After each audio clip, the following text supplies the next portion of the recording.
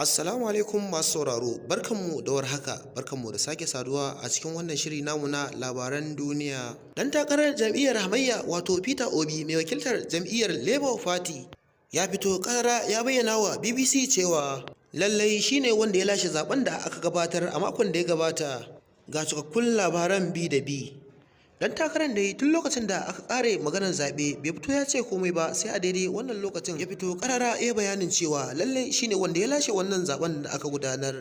A cewarsa zai bi dukkanin wani matakin shari'a domin ganin ya tabbatar wa cewa ya ci nasarar wato 'yancinsa, saboda tunda aka gama hada-hadan hada ƙuri'u a Najeriya a ranar 25 ga watan Fabrairu shekara ta 2023. Mr. Obin dai ya ce wannan shine karo na farko da ya fito yayin magana tun bayan kada ƙuri'arsa, saboda haka ne ya ce duk wani magana ko sako da aka danganta ta da shi to lallai ba shi dai ya faɗa ba.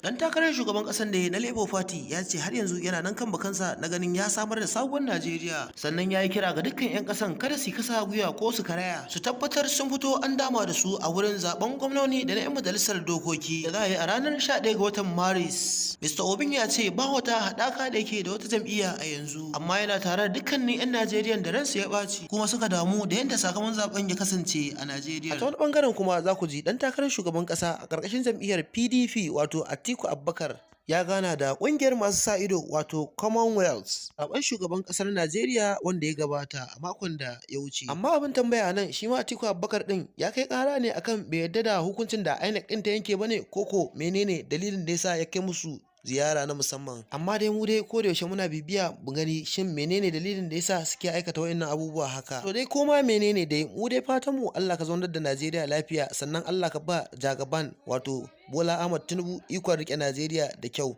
su kuma Allah ya ba su haƙuri da juriya na rashin kujerar nan da suka nema ba su samu ba. Allah ka zaunar da ƙasar mu lafiya. Wannan tasha namu mai albarka ku rinka danna mana subscribe da alamar ƙararrawa domin samun labarai da zaran mun daura. Ƙasar mu a yau, ka danna subscribe.